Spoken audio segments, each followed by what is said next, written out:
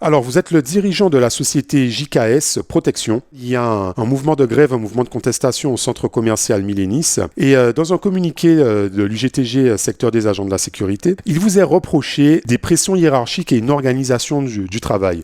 Alors, pouvez-vous nous faire part de votre ressenti et nous expliquer cette situation? Donc, dans un premier temps, je vous remercie de me donner la parole. Je dément fortement les faits qui nous sont reprochés, que ce soit à moi et ma hiérarchie administrative. Et nous n'avons certainement pas vécu les mêmes situations ou les mêmes expériences avant-hier ou il y a peut-être 3 jours. Mais la seule chose que je peux vous annoncer, c'est que jeudi à 10 heures, nous sommes reçus dans le local de l'UGTG, rendez-vous qui était déjà prévu depuis la semaine dernière, afin d'échanger sur des points constructifs pour que nous puissions trouver un terrain d'entente, dans un premier temps avec les membres des syndicats et dans un deuxième temps avec nos propres salariés. À l'initiale, nous ne sommes pas les personnes visées principalement par cette grève. Comme je vous le disais, nous sommes un dommage collatéral dans cette situation de grève.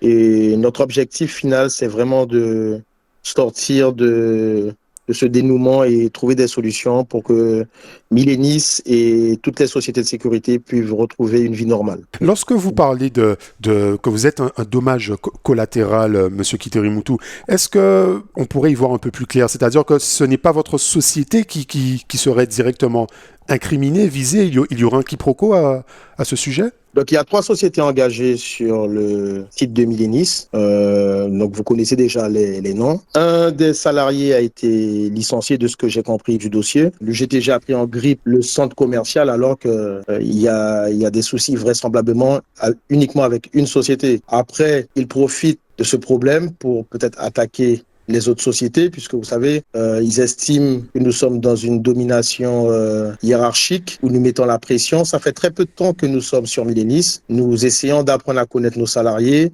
mettre en place les nouvelles réglementations de la sécurité privée, respecter la convention collective 3196, respecter le code du travail. Nous essayons vraiment de respecter les fiches de poste et les désirata du donneur d'ordre. Donc, c'est un jeu qui est un peu complexe où nous essayons entre guillemets, de faire des efforts pour trouver un consensus avec toutes les parties. Comment appréhendez-vous cette réunion?